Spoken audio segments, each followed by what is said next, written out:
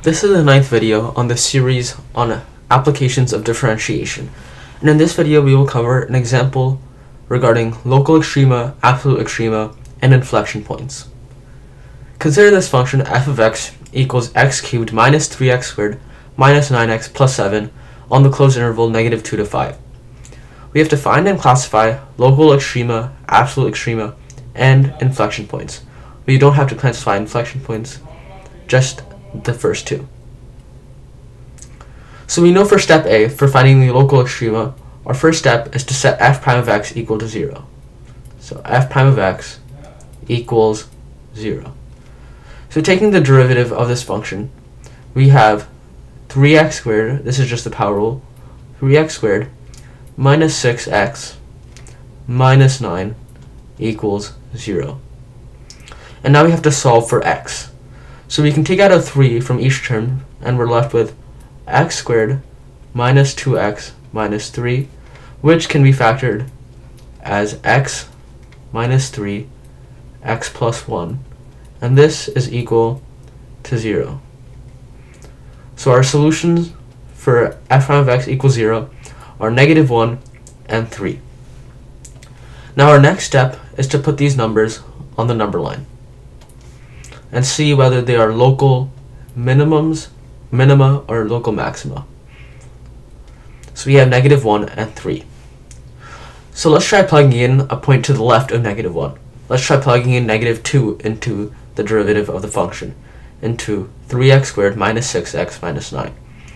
So 3 times -2 squared minus 6 times -2 minus 9 is equal to 3 times 4. So 12 plus 12, 24, 24 minus 9 is simply 15.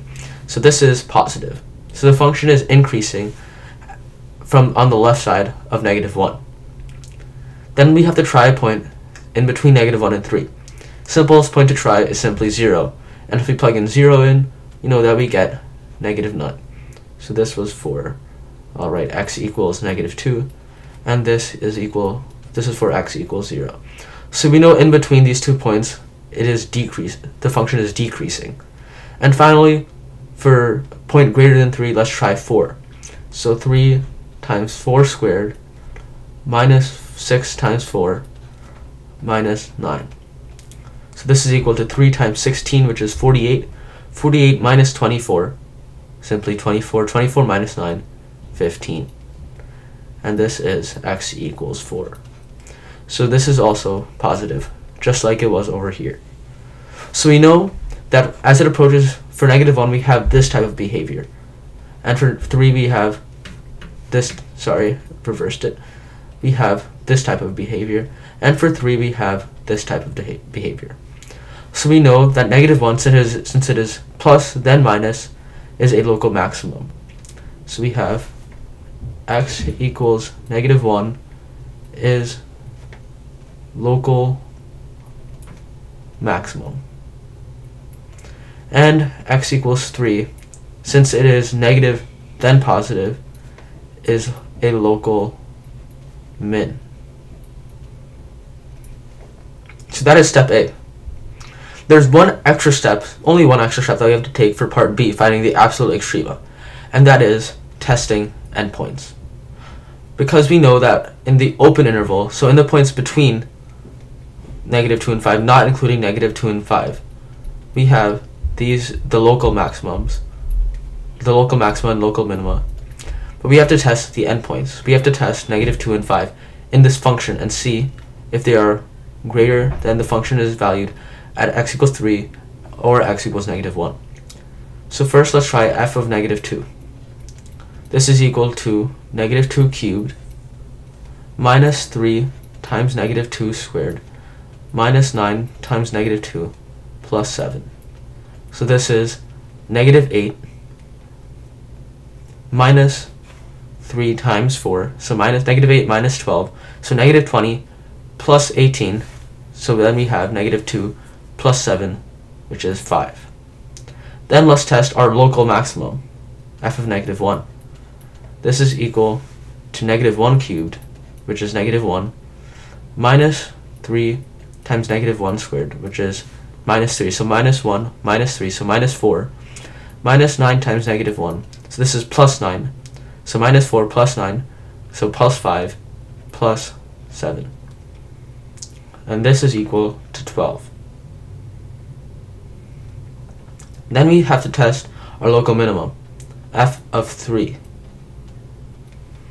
So here we plug in 3 cubed minus 3 times 3 squared minus 9 times 3 plus 7. Notice that the first two terms cancel each other out. Then we have negative 27 plus 7, which is simply negative 20. And finally, we have f of 5, the final endpoint. So we have to test 5 cubed minus 3 times 5 squared minus 9 times 5 plus 7.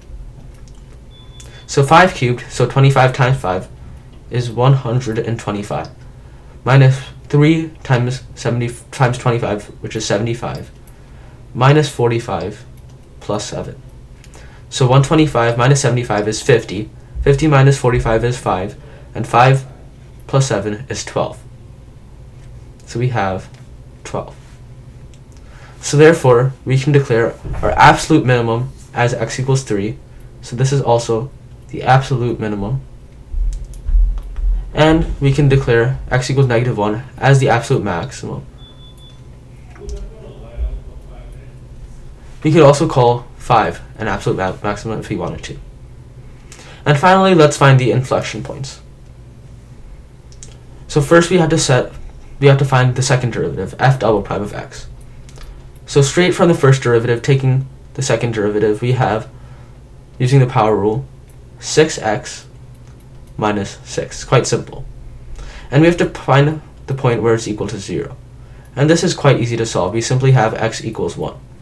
The only thing we have to check is whether the second derivative actually changes sign at this point. If it doesn't change sign, then it is not a point of inflection. So we have x equals 1. So let's try plugging in 0 for f double prime of x. So f double prime of 0 is simply equal to negative 6. So we have a minus. So it is concave down. Then we have f double prime, we can try 2. This is equal to 6. So this is plus. So it is concave. This is concave down and concave up. So notice that it changes concavity. It goes from concave down to concave up. Therefore, x equals 1 is an inflection point. This is an example of a question where you would have to find the local extrema, absolute extrema, and inflection points and classify them for A and B. And there can be more complicated functions used, such as trigonometric functions or exponential functions. But here we just dealt with a simple polynomial.